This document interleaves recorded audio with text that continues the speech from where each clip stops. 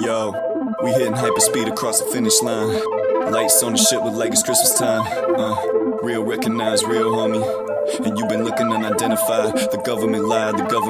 Why is it classified if there's nothing to hide? That's why we're looking for answers up in the sky. It's the theory with Mike Beavers. All right, everybody, welcome back to The Theory. Today we have a really cool guest on the show who I really enjoyed talking to, Mr. Steve Ward of the Mothman Museum. This guy has dedicated years and years of research into the Mothman, other cryptids, UFOs, and just the general history of paranormal activity. He even took it upon himself to move to West Virginia to work at the Mothman Museum. He's got a giant library, infinite knowledge, and we talked to him for a little over an hour. You guys are really going to enjoy this, but first, as always, today's video is brought to you by CreepyTikiTea.com and the Graveyard Goonz. Creepy Tiki Tea has all your botanical needs: kratom, kava, CBD, bath bombs, homemade deodorant, natural goodies, all kinds of cool stuff.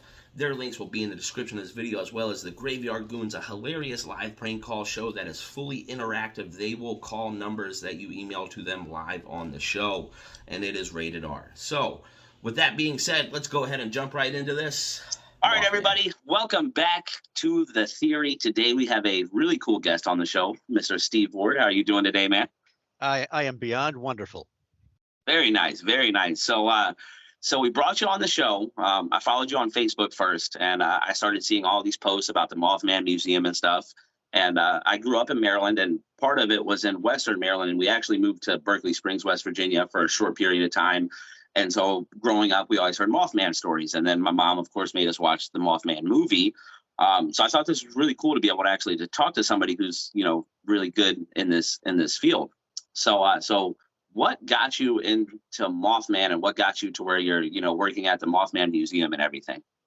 Well, I grew up in Michigan, and we go back to one of the first major Mothman sightings was in November of 1966. I was in junior high in Michigan. And of course, all your audience out there remembers the 1960s, right? You remember the 1960s, of course. Sure. Yeah, well, in history books anyway. But Yeah. but it was we were a few months before that in March of 1966 in Michigan. We had this amazing wave of UFO reports. There were landings, there were credible sightings. Dr. J. Allen Hynek was dispatched from Project Blue Book to check it out, and he uttered, he thought that actually Hynek by this time had begun to believe that there was really something to this, but he was still kind of tied to the Air Force and had to, straddle the fence, so to speak. So I remember as a kid watching this live news conference on TV, and he actually suggested that see, I grew up in the Detroit area. So, and these things were in my backyard almost, Ann Arbor, Dexter, Hillsdale. He suggested that some of the sightings in Hillsdale might have been swamp gas. So of course, the famous line that the jokes have been going on for decades, and that's all the press needed was to solve the mystery of flying saucers, of course. Now, just a little postscript here before I go on.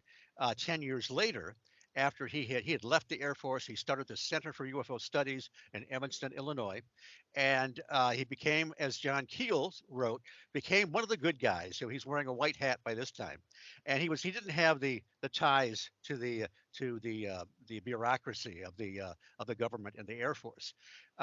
He spoke at the MUFON, the Mutual UFO Network Symposium in Ann Arbor, Michigan, 10 years after the swamp gas fiasco.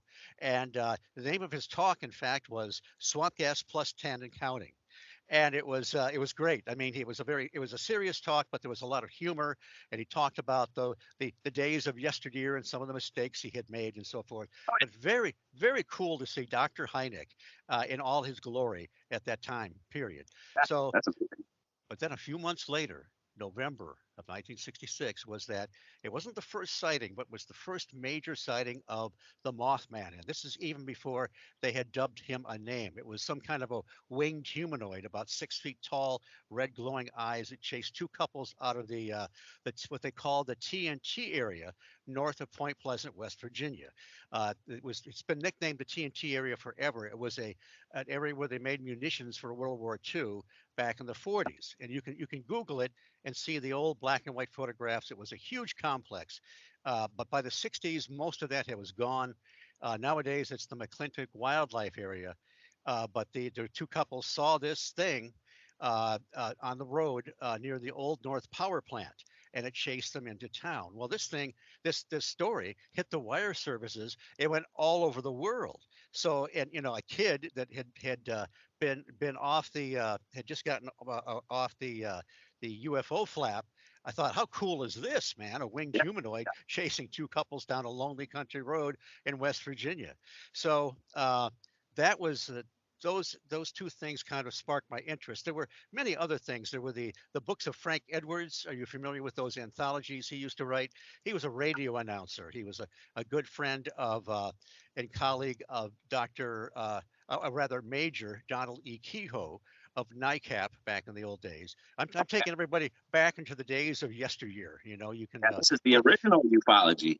you can play the William Tell overture, because that's what remember the days of yesteryear with the Lone Ranger? Yes, of course. Yeah. So just imagine that in the background. But there was several things that kind of spurred my interest, but those things really are the things that captured my attention. And then I started following, reading the basic UFO books, Frank Edwards, Donald Kehoe. Frank Edwards, by the way, his anthologies covered things like the Flatwoods Monster. He even had a chapter in there called The Monster Apes of Oregon. I don't think he actually used the term Bigfoot, but that's what he was talking about. The Kelly Hopkinsville Goblins. So this is where I learned some of these original stories. And then after a while, I started reading authors like John Keel, and eventually he wrote the Mothman Prophecies, which was written almost 10 years after the events. Now, he had written to some extent about the Mothman Prophecies in one or two of his books and several articles, but this really talked about the entire story, or at least a good part of it. And then in 1977, after I read the book in 76, I had to see the area. So I drove down cold to Point Pleasant, West Virginia, found the old Low Hotel and stayed there that night. I had a map of the old TNT area. And back then you could just drive through there. Now I had no idea where I was going, but it was just very cool to go back in that area and explore a little bit. I didn't stop to talk to anybody because this was only 10 years after the bridge tragedy. The Silver Bridge collapsed at the end of that year, and whether the Mothman had any direct connection with it or not, it doesn't matter. It's kind of associated with the Mothman in space and time.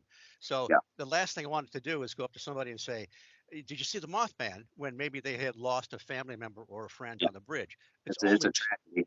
Only 10 years after that. So that's kind of what got that started. And then over the years, I started to attend the Mothman Festival every third weekend in September. Met a lot of people down here, and I would come down very often, and got more and more involved with the Mothman Festival. I used to be a happy-go-lucky guy that would just come in and buy everything that had Mothman stamped on it. Every book or poster you could imagine. But then I started working behind the scenes, helped do the tours, we could talk about later, in the TNT area on Saturday night at the festival, and have spoken there a few times. So I started to become absorbed. I was actually a worker at the festival, and not just some guy that could kick back and not pay attention. So then I ended up the house I was living in wasn't really it wasn't really the kind of house that if I were to turn 90 one day, you wouldn't really want to be living in there. There are too many stairs and all that. So the writing was on the wall. So I started. I never ever considered moving to Point Pleasant because it was always that special place, But then the thought came to me one day, well, why don't I check to see if there's anybody down there that I know, or if there's any apartments available or whatever. Long story short, Jeff Walmsley, who runs the Mothman Museum, he co-founded the Mothman Festival and established this great museum. He told me about this little house that was available, and it's not a terribly attractive house. If I put a coat of paint on it, it'll look a lot better, but it's very nice on the inside. And fortunately, it has a basement, because I have so much stuff, so many. The movers, one of the moving guys told me, I had more books than his hometown library. And these Wow. four guys, well, they busted their tail moving that stuff in there. They did a great job. But and I'm still not quite organized. I've been down here for several months, but I'm a West by God Virginian now, right on the Ohio River. Very nice, man. So you almost made Mothman your life at this point, it seems like. Well, it was kind of like I've been following him forever, you know, and Yeah. very been a follower of John Keel, who I think was maybe a century ahead of everybody when he started putting two and two together. I mean, he started out like most of us, thinking that we're just dealing with ET from other planets and so forth. But then he began to think that many of these things were connected, like Charles Fort did. Remember the Charles Fort who wrote the Book of the Damned and all those great books when he put together all these uh, uh, elements from different scientific journals, but he put them all in one book, and you find out that there were these crazy things that were going on all the time, but they seemed to be kind of isolated, so people weren't seeing these weird patterns like falls of fish from the sky and red rains and black rains and strange lights moving in the sky way before Kenneth Arnold. So John Keel began to believe that some of these things might simply be a natural condition of the planet. We just don't quite understand what the cause is. That's fair. Now, John Keel, he was known more as a ufologist than anything, from what I've read about him, at least. And sometimes, like, I've watched a couple videos with like some of the witnesses and stuff like that for the Mothman sightings, and they do somewhat. It seems almost like they are describing a UFO before they actually describe the Mothman. They say, the bright light. In one interview with I can't remember her name. But she basically said the stars got covered first. So she saw this thing come across the sky as a bright red light. It covered the stars, and then the Mothman humanoid with the wings began following them. And in my head, I'm like, is this a UFO sighting mixed with maybe an ET sighting? And I imagine that's what some other people's thought process was on it. And me personally, I'm a UFO guy. That's what I've always done. I do a lot of amateur sky watching. I've interviewed many ufologists and people that have experienced UFO encounters and stuff. And so this is my first venture into kind of the cryptid segment of it. But I almost don't even want to call Mothman a cryptid because I feel like it could be something different maybe. But it's really interesting. So I'm kind of go based off the movie here. You said you basically you did what Richard Gere did in the movie. You went and stayed at this hotel, kind of investigated everything and went to see around. Based on that movie, because I want to say most people watching have probably seen the Mothman Prophecies. It's a pretty cool movie. Mm-hmm. Based on that movie, how much of that would you say is kind of true to the tale almost? John Keel felt that they captured some of the ideas in the book. I have to admit, the first time I saw it, I was disappointed. I thought that Richard Hatem, who wrote the screenplay, didn't capture enough of the book. But afterwards, after several viewings, I've changed my thinking completely. A couple things about that. Well, first, before I get to the book, John Keel actually hated to be called a ufologist. He wanted to be called no, that's all right. No, well, he's not rolling over in his grave. He understands. But he wanted to be called a Fortean. He thought he was more of in the vein of Charles Fort. And you mentioned the lights in the sky. Keel thought that at part, there wasn't one answer to these things, but he thought that some of these things, the only objectively true part of some of these experiences were the strange meandering lights, because he thought people were seeing these and then they would be programmed or something would trigger. Some might see a hairy biped wandering through the woods and somebody else might see a giant black triangle. Now we can get into this more, but he also did think that some of these things were, in fact, at least temporarily physical or paraphysical. And that's where we get into the idea of transmogrification and ultra-terrestrials. But let's get back to the movie for a moment. Keel, I can't remember now. Brent Rains is a great researcher. He wrote a book on John Keel called John Keel, the Man, the Myth, and the Mysteries, Ongoing Mysteries. He never met John, but he had many conversations with him on the phone and a lot of correspondence.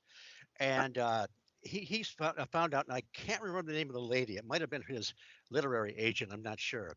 But when John got a hold of the script that became the Mothman Prophecies movie, he was actually giddy. He thought, finally, somebody has a grasp on this book. And he said, well, they've updated it. They've got the character married that kind of represents him. But nevertheless, he was absolutely thrilled. And I heard an interview with him on Art Bell back in the old days when the film came out. He did very few interviews at that time. But he told Art Bell that he was pleased with the film. And he said the thing they really captured was the paranoia that he was feeling at the time because all this bizarre stuff was going on. Yeah. So now there are elements of the book that are very much like the movie, but they condensed things. I mean, they sort of implied that this Indrid Cold character or Yeah. entity was the Mothman kind of morphing back and forth, and that really wasn't the case. Uh, and also, but it was kind of nice because the movie, the actual Mothman, what people were seeing, it was kind of a paradox. I mean, Keel chronicled a little over 100 sightings that year, Oh, wow. November 66 and through 67. He didn't mention all of them in the book. And generally speaking, people were reporting the same thing. 6, 7 foot tall, man like, red glowing eyes, kind of like sunken down in the chest, couldn't necessarily see ahead, 10-foot wingspan. Okay, some biologists might say 10-foot wingspan wouldn't lift something this big. It didn't always flap its wings. It would put its wings behind it sometimes and take off straight like a helicopter. Interesting. John Keel found that sometimes when he interviewed thousands of people over the years about all their experiences, he found that people that were seeing cryptids or a UFO sometimes would suffer from the same physical effects, aches and pains, thirst, conjunctivitis, which is eye burn. You've heard, I'm sure, many sightings where people had a close proximity of a bright light or UFO, and they had the exposure to the sun's rays. Yeah. And, Radiation. well, Connie Carpenter, one of the early Mothman witnesses, was driving past the Mason County golf course. She sees this thing standing there, freaks her out. About 6, 7 foot tall. It's got the red glowing eyes. It takes off. The next day, she was suffering from conjunctivitis. She did not see a light or a UFO. Very interesting. Let's get even weirder here. Keel got a few reports of people that saw it close by, they said, and it almost sounded like, they said, that it was making some kind of a noise as if it was mechanical or something, like a humming noise or something like that. So what is it? Biological? A drone? Paraphysical? Let's get even weirder here. John Keel, and then there's another man. He was named Franzen, a Swedish researcher. He was a colleague of Keel prior to that through mail. He got a lot of information for John Keel about the mysterious ghost flyers of Sweden from the 30s, and Keel talked about that in Trojan Horse. Very, very strange. These giant like planes coming out of the north, having no idea where they came from. They had like 8 engines on them. They were like conventional aircraft, but much bigger. They didn't land. They would shine bright spotlights down in these little villages way to the north in Sweden, and some of them would land on the water in different lakes. It was just bizarre, and they could never track them down. But anyway, he got that information for John, so he followed John Keel into Point Pleasant about a year or two later, and he talked to many of the same witnesses and other witnesses of the Mothman. Both men found that many of the witnesses would go home and have an outbreak of poltergeist phenomena after they had seen this thing. Whoa. There was one man, not named, but I think somebody named him later, but he was a town official. When all this is going on, he walks out on his porch. He sees this thing standing there. He goes into a trance for about 10 or 15 minutes, has no idea what happened, and then the thing took off. And one more element. A woman named Patricia Gray. She wrote a book called The Thing. She and her husband were missionaries. They lived in Point Pleasant, and one night they had this apparition in their bedroom that they thought was demonic. It looked like the Mothman. It was this giant black thing with wings and red glowing eyes. The next day, they went off to somewhere far away for several years doing their missionary work. they weren't keeping in touch with the home at all, back home at all. So they didn't know anything about this wave of crazy stuff going on in Point Pleasant for that year. Yep. When they came back, they looked at some of the old newspapers and the illustrations, and they thought, my God, that's what we saw manifest in our room, in our bedroom. So I don't know what the heck. And another thing was, some of the people, not everybody saw the Mothman per se. I talked to Tom Urey, one of the original witnesses. He saw essentially a large Thunderbird at that time period, and it was he was in his convertible. He's driving along, and I don't know how close he was to the TNT area. I don't think he was that close.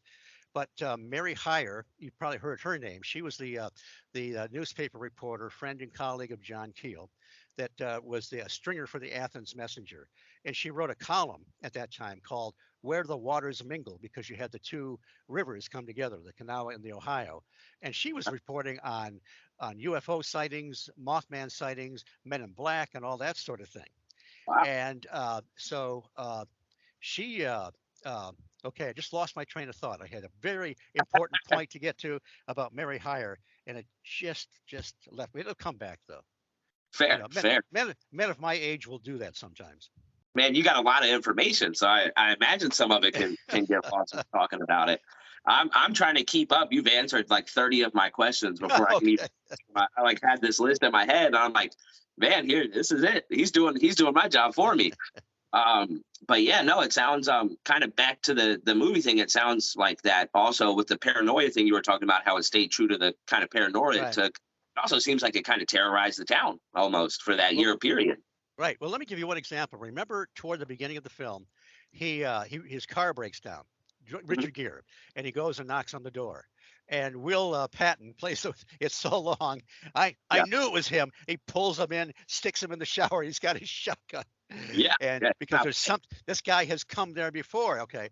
Well, that was loosely based on an incident that actually happened. John Keel was over, I think he was over on the other side of the river near Gallipolis, if I recall. And what he would do is, because he was the UFO guy, people would come to him and tell them their stories. Well, sometimes they're going to tell him a wild tale or see what they can get away with. But what he would do is go make spot checks, just knock on doors randomly and ask people if they've had any kind of experience or seen any strange lights or whatever. And just so, because they were completely unprepared. Well, this guy comes to the door with a shotgun and tells them to get the hell out of there. And he thought, what the heck?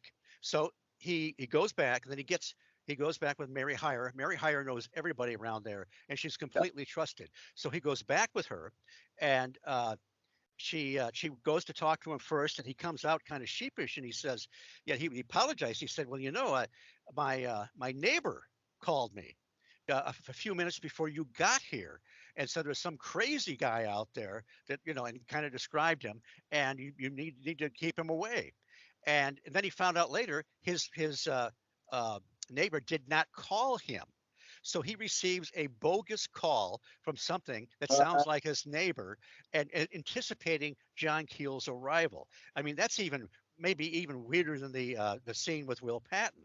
So and so then they start talking. They ask him about questions, and he had some kind of a light, a UFO was seen one night over his barn. And when he went in there, he found that the electrical panel was burned out. So he had some kind of strange light. He had some kind of physical evidence.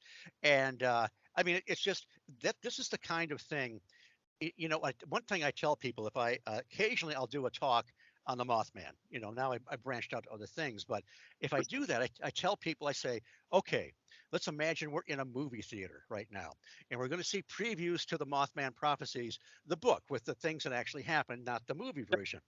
And, you go into the movie and you see the previews, and they're kind of, you get a little bit of this and that. And you wonder, oh, what's it all about, right? And when you get to the movie, you're going to find out, unless it's a David Lynch film, all bets are off. Forget it. You're not going to know what the heck's going to happen. But with the Mothman Prophecies, there are so many bizarre things that happen that don't necessarily seem connected. With the Men in Black, and also John Keel in the Long Island, New York area. There was a lot of bizarre stuff going there. I mean, he was experiencing a lot of amazing stuff that didn't make any sense there as well. So Got it's Camp not, Hero out there. There's a lot of stuff that goes on out that way. it's just not a nice narrative with a beginning, middle, and an end where, the last commercial and we've figured out everything. Maybe you got to Yeah, have a part two, but no, nope, you're just not going to know. And John Keel would tell you he did not know for sure what the Mothman was. leaves you with more questions than answers, which sometimes makes things a lot more interesting. And that's Right. kind of like what happened here. Now on to the more tragic side of it, I guess you would say. So many times in history, different cultures, stuff like that, have always believed in bad omens of a sort or signs that something bad is coming. It seems Mothman was almost not necessarily maybe responsible for it, but was that sign that something tragic was about to happen. There's been UFO reports before, major earthquakes and stuff like that. Tom Conwell, I've actually had him on the show. He did a giant UFO sighting map, wrote the book Earthquakes and UFOs, and kind of tried to map some of these things out and see if there was a correspondence between these events and UFO sightings, which he said in some cases there were, in some cases there weren't. How do you feel about that Mothman being possibly a bad omen before this happened, to maybe try to make people more aware? And was it true that somebody or at least one person had some sort of premonition where they heard 46 or whatever before this bridge collapse? Well, let me deal with that number thing. That number thing was incorporated in the film. John Keel, when you read the Mothman prophecies and some of his other books, by the way, Operation Trojan Horse, which came out before that, that's the granddaddy. That's the one that really kind of pulls all these things together. And that's the one, when I first read it, I was not happy because it destroyed all the things, my paradigms, my belief systems. And Yeah. I thought, John, what are you doing to me? You're going to have to put me into therapy. So I got through that, went through therapy, and then I read Jacques Vallée's Passport to Magonia, and I had to go back into therapy. But to make a, but in a serious note, those two books and those men really put me on a completely different path. Okay, there are people that believe that the Mothman caused this event. And what happened was the Silver Bridge collapsed on December 15th, 1967. It was Christmas traffic, rush hour traffic. The bridge was built, I think, in 1928, wasn't really meant for the traffic of the 1960s. The 13th I bar turned out to be faulty and gave way. It collapsed in 30 to 40 seconds. The sun was almost down. The water was frigid. The bridge was absolutely full, and 46 people lost their lives. Wow. There are people that think that was a harbinger. And there are others like me that tend to think that there is no connection other than it happened when all this other weird stuff was happening. Sure. So, well, here's the one thing about my complaints with harbingers is this. Look, if you're going to warn us about something, can you be a little more specific? Yeah. Can you maybe fly through the sky and do the Skywriter thing? The bridge is going to collapse, or you give us one of those. You go into the you get that you put the quarter in and you get the little ticket out or whatever, or a Chinese a fortune cookie. The bridge is going to collapse and give us Something. but it just never so we it's really hard to say. I mean, who knows? For sure. But and also there were a lot of people that thought it was seen around the time of the bridge collapse or around the bridge, but I don't believe that is true at all. So it was just a defective eye bar, and it was a horrible tragedy. And a lot of people ask it, well, were there UFO sightings afterwards or Mothman sightings? And I don't really know, because everybody's attention turned to the bridge and the tragedy, and nobody gave a damn about any of that other stuff anymore. Yeah, that was old news. So it's really I mean, I can't say for sure. I've talked to people that believe different ways, but I just wish that I wish harbingers could be a little more specific and would help us out quite a bit. Give us the real heads up. Yes. So recently, I watch a lot of paranormal videos and stuff like that online. I'm always looking at stuff, different poltergeist videos, and I try to have the mind of a debunker, because I want to see if there's, did this guy put 10 fishing lines on 10 cabinets and, start pulling them to pop stuff open. I saw a video where this creature was crawling under a bridge. Are you familiar with this video by chance? It's like a dark green bridge. I don't remember where it was actually filmed. I want to say it was in Europe somewhere. Okay. But this thing is crawling upside down across a bridge, and it's about Okay. the size of maybe a chimpanzee, maybe a little bigger. Mhm. You can't really see wings on it, but it's supposedly said to be a Mothman sighting. And this thing is as physical as it gets. It does not. There's no. It's not like a shadow. It's not a like you can see its detail. Have there been any recent Mothman sightings or sightings similar to this, to your knowledge about Mothman or anything? So this wasn't a clip from Mountain Monsters, right? No, no, it was not. Definitely not. Okay, that's good. That's good. And the thing about these videos, CGI is so good, and It just is. about anybody can do it. I look at them and take them with a grain of salt, and I never hang my hat on any of these. Now I've For sure. not heard any. I mean, there are all kinds of cryptids. A lot of people want to put the Mothman stamp on other creatures, winged creatures, or and this. I remember the Mountain Monsters episode.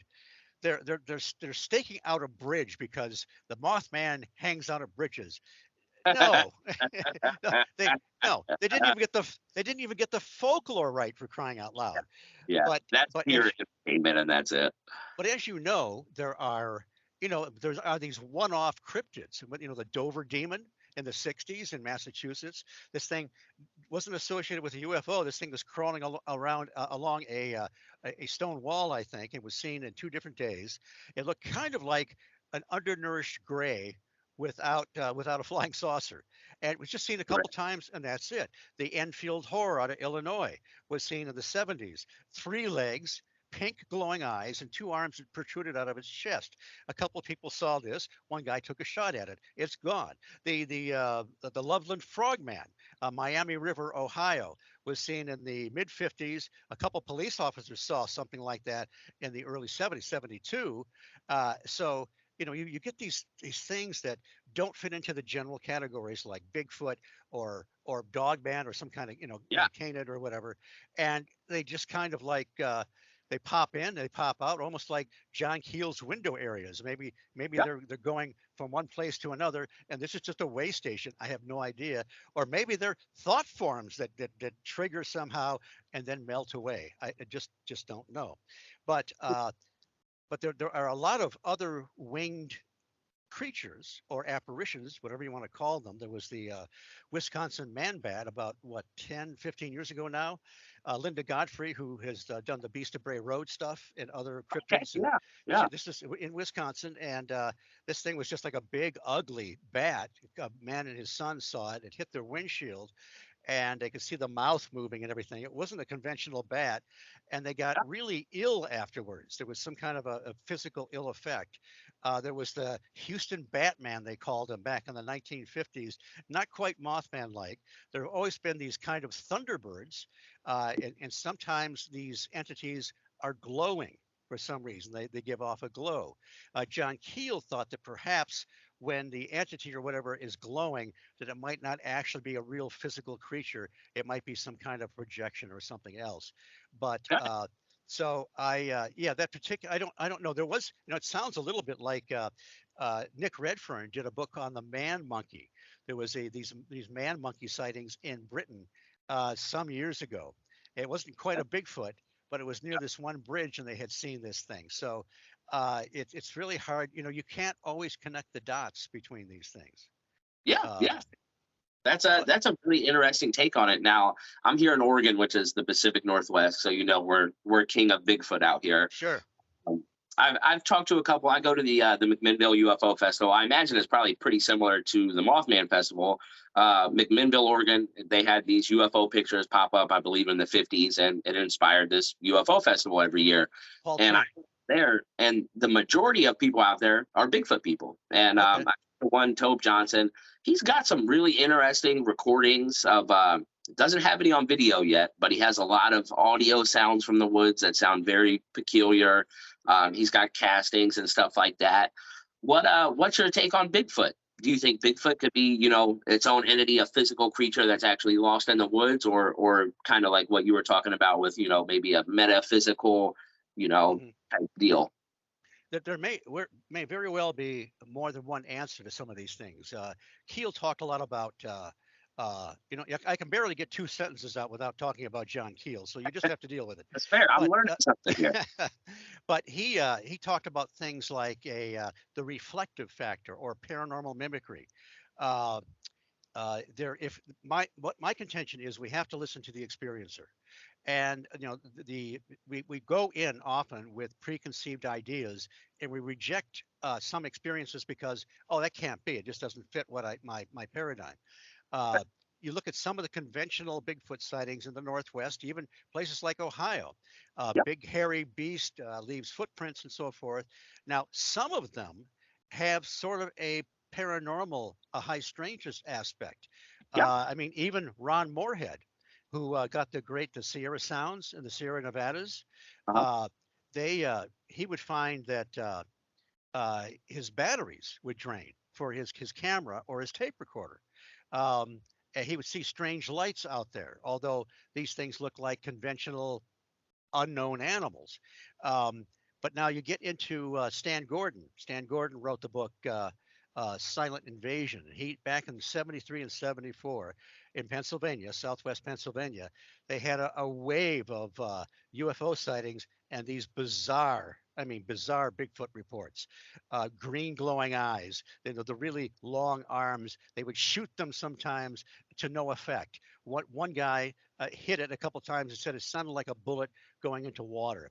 There was one super bizarre case where there's this dome-like light or UFO. There's two of these Bigfoots. It's a long story, but the witness got a state trooper there. Trooper saw one of them. Stan and his team get there later when everything's gone. The main witness starts to undergo a spell and starts growling and stomping around. His father thinks the Bigfoot has somehow possessed him. Anyway, he collapses. Then he gets up. He doesn't remember any of that, but he had a vision at the same time of a Grim Reaper type character giving him dire predictions about the planet Earth. And then later on, this guy becomes psychic. Starts having dreams about plane crashes that come true. All this around Bigfoot and UFOs or something like that. And then later on, a couple guys come, but Stan and his team wanted to put him under hypnosis to see if they could glean anything else out of it. But they thought, man, after he had that crazy spell, we better, stay away for a while. A couple of years later, they go back and they say, hey, we want to, put you under hypnosis. Do you mind about that strange night? And he said, what do you mean? You came here 2 weeks afterwards. A man dressed like an Air Force officer and another man was there, shades of the Men in Black, right? Yeah. Showed up, implied they were with Stan's team. They put him under hypnosis, said they would get back to him. They didn't. And so, I mean, there's a lot of detail. It's just so bizarre. There's another case where a woman hears a commotion out on her porch. This is the same time period, same area. And she thinks the dogs are back into her trash. So she brings out her shotgun. She's going to blast it in the air to scare the dogs away. She comes out and she has no idea what a Bigfoot is. This big, she calls it a gorilla, is on her porch. It raises its arms up like this. She blasts it point blank and it disappears in a flash of light. Nevertheless, some of these things were leaving footprints, but they were leaving three-toed footprints, not your conventional big foot. And that's just a fraction of the stuff that was going on at the time. So it's almost like you have a unknown primate in different areas that have somehow remained hidden. But then you have this bizarre, almost psychic counterfeit that whatever it comes from, wherever it is, it's not physical. It's not the same thing. Yeah. And this might explain why perhaps we have some actual UFOs from elsewhere, another planet or another dimension. But then we get these strange blobs of light that disappear, change shape.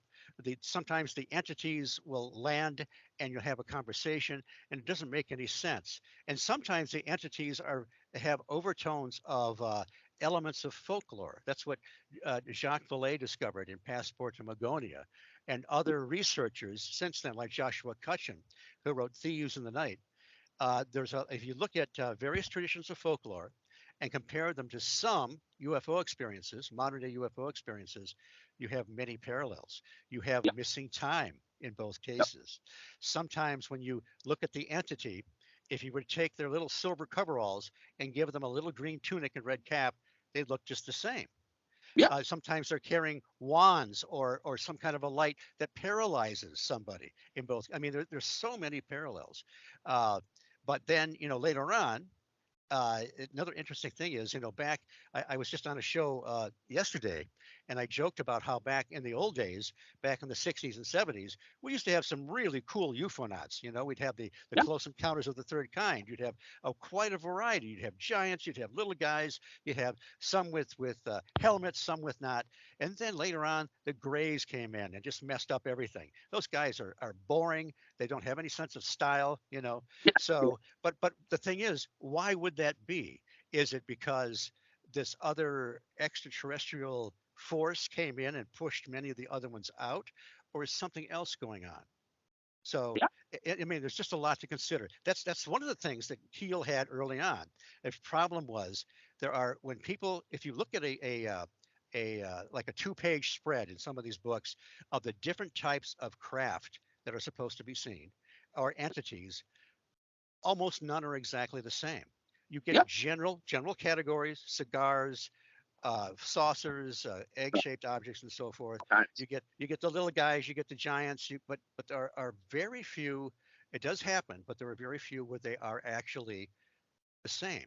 So, is this a Grand Central Station where we have dozens and dozens of extraterrestrial visitors messing with us, or again, is something else going on? And what is the possible connection with the experiences or beliefs that come from the folkloric traditions in different countries? Yeah. Man, that's amazing. That is a very good way of putting it. And why it you can't necessarily say it makes it make sense for everybody, but it does give a very general idea of why you would see so many different things. So I actually like that explanation a lot. Paul Eno, I've had him on before, and he kind of talked about, he used the word the multiverse, or like kind of an Right. unlimited thing where these things pass through, poltergeist stuff like that. I like that you brought up the police sightings of these things. I love hearing police stories about UFO sightings and stuff. There's been plenty of times where there's, on record police chasing a UFO. Here in Astoria, Oregon, back in the 80s, they actually recorded the sound of this light that they were chasing. And Paul Eno actually has an old police report from this supposed poltergeist where the police officer wrote in the report he watched a TV lift up off of a shelf and fly across a room right in front of him with nobody touching it. Right. But you don't see anything. There's nothing there. There's not a person that picks it up. There's not a shadow. So it's kind of like an invisible energy. And if the energy is strong enough to pick something up and throw it, I imagine it could be strong enough to make you see, what you want to see. So I'm going to move on to something kind of more personal. Have you yourself ever seen a UFO or had any type of encounter or seen anything completely out of the ordinary? The only thing that happened to me was I call it a possessed television set. I Okay. was I'm going to make this a short story because it is kind of long, but I was in the TNT area that we just talked about. That's north of Point Pleasant. One night alone. I just wanted to see if I had the intestinal fortitude to go in there, and then I could tell stories later on and impress the ladies about how brave I was. Right? Yeah. So I'm driving back down Route 62. I experienced a couple flashes of light, like a strobe, and then another strobe, and I thought that's weird, and I couldn't figure out where it was coming from, and I didn't have the presence of mind to think, well, where am I in the road? I'm going to come back tomorrow and check it out. So I just did everything that happened this particular night. I wasn't in the present moment, I guess. A lot of people say that when they have a weird experience like that, they don't really they aren't really in the present moment and they don't think Yeah. about how weird it is. Okay. So I get back to my motel, I cross the river in Gallipolis, and I opened the door to my room, and the TV set turned on by itself and started flipping through stations steadily. Now, the thing is that I am the guy that never has any experiences, that has to listen to other people about their experiences. So I thought, no, this doesn't happen to me. I looked at the clock Yeah. to try to see, well, let's see, did I have any missing time? And I didn't think I did, but now I think back and I think, well, maybe I did get there later, but I didn't write anything down, so who knows? Yeah. But Or- so I did what any intrepid investigator would do. I unplugged the TV set and went to bed. Okay. Okay. Now try to get this through quickly. A year later, I'm in with a couple of my buddies. We're saving money, so we're crammed in this one room. We're in the next room to that room. Okay, same kind of old TV set. What we're sitting there talking one night, TV set turns on by itself. Okay, next day, two of us, Tim and I, came in to pick up something. TV set turned on by itself, flipped through a few stations, and stopped. So we got tried to get scientific and experiment with the remote and see if we can make Yeah. anything happen. Nothing. Okay, a few years later, now the original incident was back about 2010. We're in it's the Mothman Festival. Some of our friends are in the room next to that one, which is in the corner. It's a bigger room. There are two couples in there. They're having trouble with their TV set, which is a more modern one, all right? Right. And the volume is they have to keep turning it up to hear it. Then all of a sudden it starts blasting, and they go through this a few times, and then all of a sudden a pop can or soda can, whatever you want to call it, flies off the table and hits the floor. So I have no explanation, you know, except that I keep telling people that if I brought any disembodied spirits with me back from that TNT area, he stayed there in the motel flipping channels and did not come home with me, which is just absolutely fine with me. Yeah, yeah, yeah. Stay at the But hotel. but that's it. That's it. I don't. I saw something interesting through night vision goggles one night. It looked like a triangle. You know, when you look up in the sky at night, if you see birds way Yeah, up, they look like a little dot, like a dot of light. yeah. And so it was April, and I was seeing a lot of these birds that were coming back from wherever. And Yeah. I looked up and I see this perfect. It's like a perfect V, not a triangle, and it had looked like it had the same number of dots, and it's moving slowly across the sky. It wasn't at all like a V of birds that doesn't stay together. Yeah, And because I they I thought, kind of move in and out. and I couldn't, they tell you not to expose these things to bright light. Well, there was a full moon over there, and I didn't want to aim the optics at it. So I just had it in my sight for a few moments. I couldn't tell if it was blocking out stars behind it Yeah, or what. But and maybe they were just some very very disciplined birds going across the sky at that moment. But that's it was odd, and I wish I had been able to watch it further. But yeah, that's my I'll never be able to write a book and fill it with my experiences. fair, fair. Yeah, Two that's paragraphs maybe, and that'll be it. I myself I wish to have all these sightings. I go out on like camping trips for UFO watches and stuff. And while I've been into it for quite some years, I only really have I have about two myself. I have one when I was a kid. Me and my brother and my grandfather saw. And that was a cigar shaped UFO that was solid white that actually went. We lived in a 22 floor apartment building around a bunch of other really tall apartment buildings, and this thing glided right between the apartments. Yeah. And me and my brother, we screamed, woke up my grandfather. He saw it. And till the day he died, he always talked about it. Was like, me and the boys saw this. I don't know Yeah. what it was. And that's kind of what kicked me off into UFOs and stuff. My grandmother and my uncles and stuff, they always loved watching Unsolved Mysteries. And Oh, so sure. it's all that together when you're a kid, you end up with me with a podcast about UFOs and stuff. Right. Um, but I've never really, I haven't ever had that groundbreaking thing that I've been able to see that I was like, this is it. This is it. This is the concrete proof. I know what this is. But it keeps your mind going. It's always something that I always wonder about. But I wish that I could have all these crazy experiences that I hear from some people and stuff. I would love to see something like that. So future for you, what kind of stuff are you working on right now? I know you said you had your own show and stuff. What are your plans for the future, man?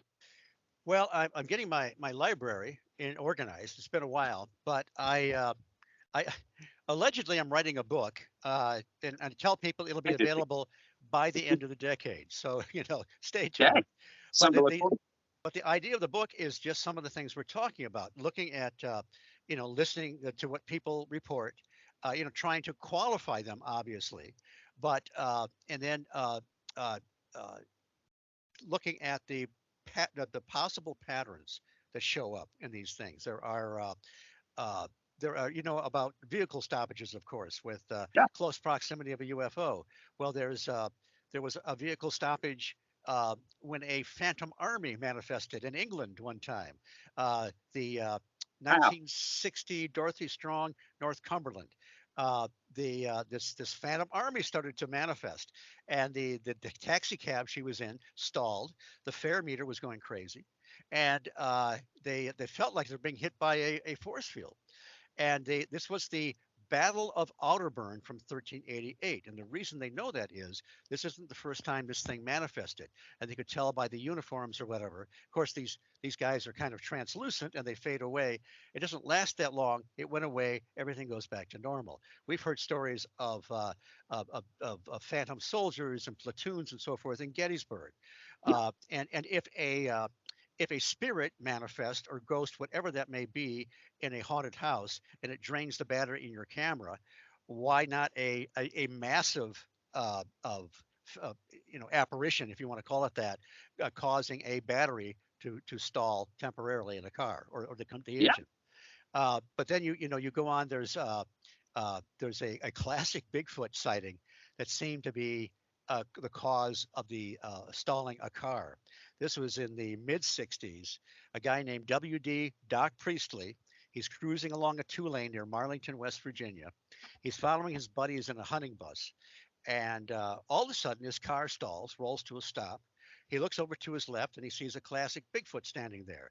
And it's almost like this thing's hair is standing up on end a little bit.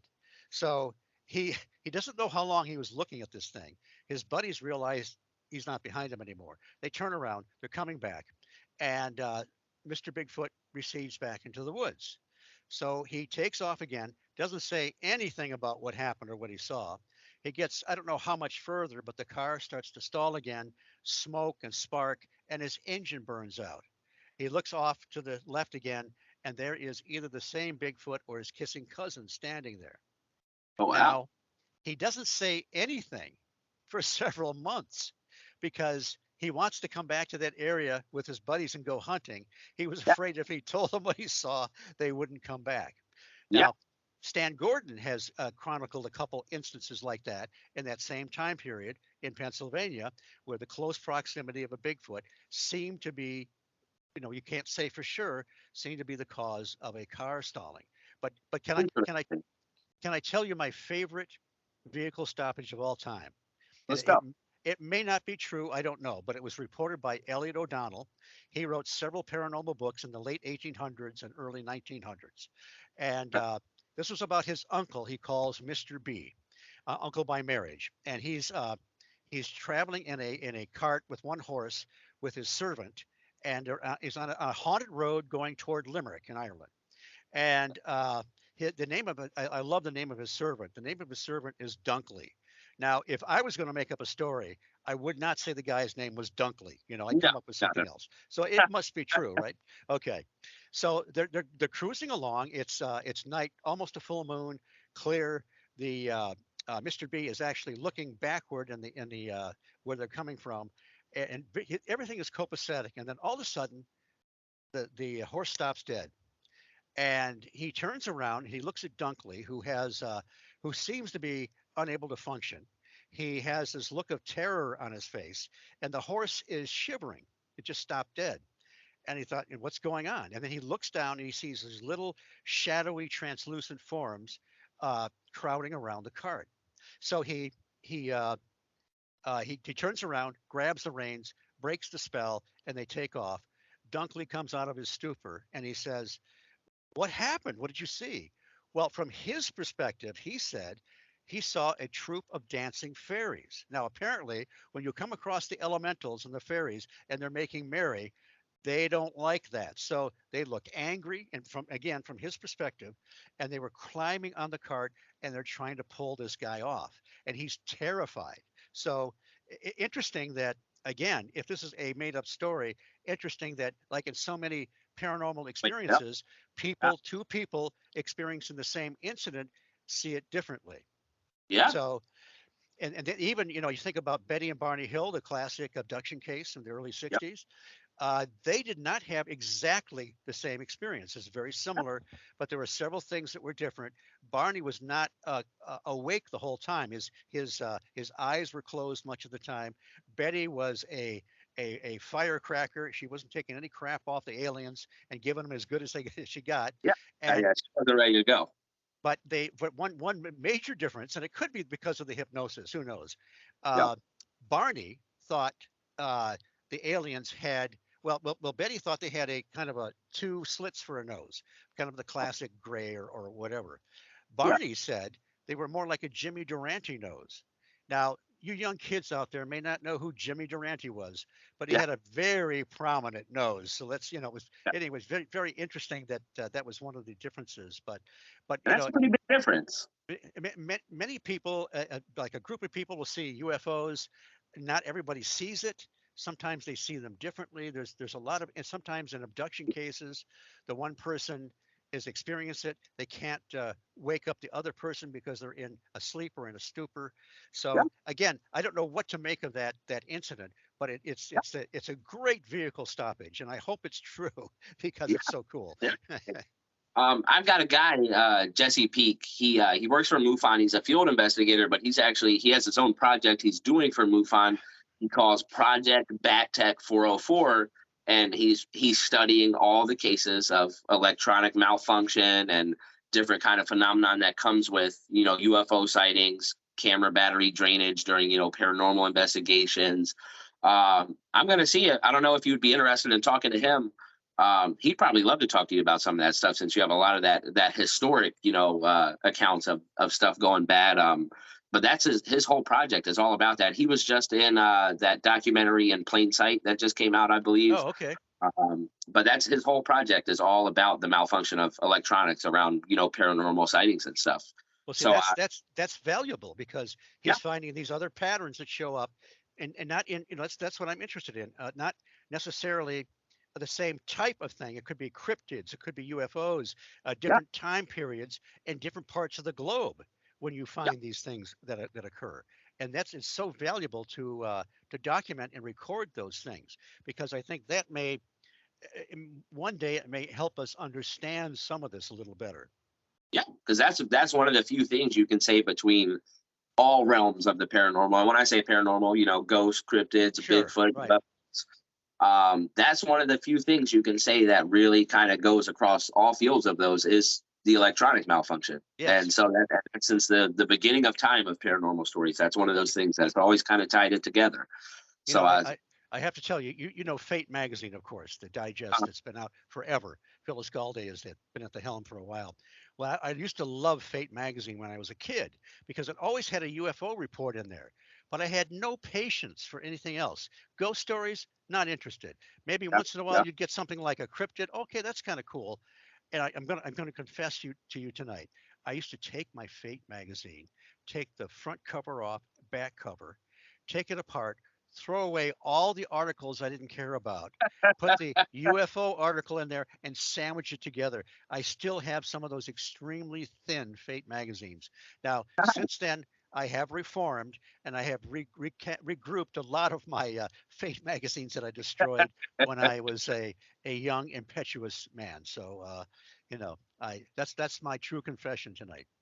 Very nice. Well, man, I got to say, you've given me way more than I thought I was going to get out of this episode, man. You've got a plethora of information. I was expecting, Mothman, maybe some cryptid talk, but you're pretty well versed in a lot of this stuff, and you know a lot of the history. I imagine that small library you got probably helps with that.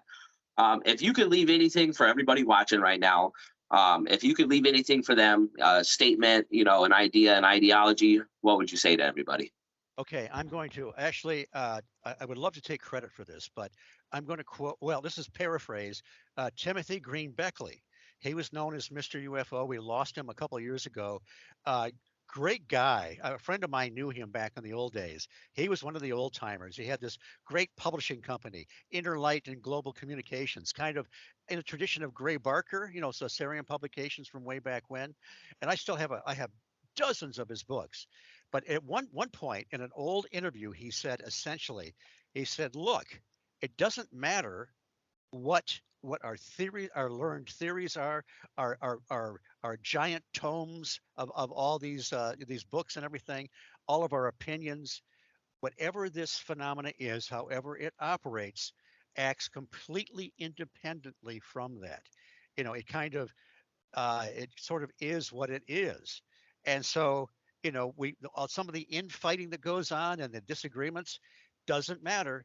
It's still going to go on and manifest and exist, however that is, whether it's more paranormal, high strangeness, or there has some very nuts and bolts and physical aspects of it.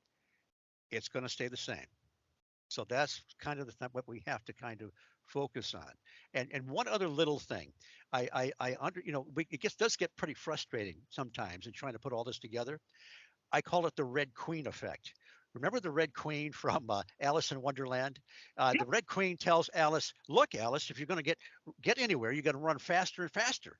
So she's running faster and faster, and the trees are staying in the same place.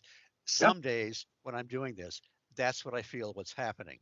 But there's that internal fascination, that drive that we could never walk away from this. It's just too fascinating. Fair, fair. Well, Steve, I got to say, man, it was amazing having you on. I'm going to get this posted up and stuff. Okay, great. Have your links in there and everything, man. And it's great talking to you. Well, it was my pleasure. And I loved being on your show. Yeah, thank you so much, man. I'll talk to you soon.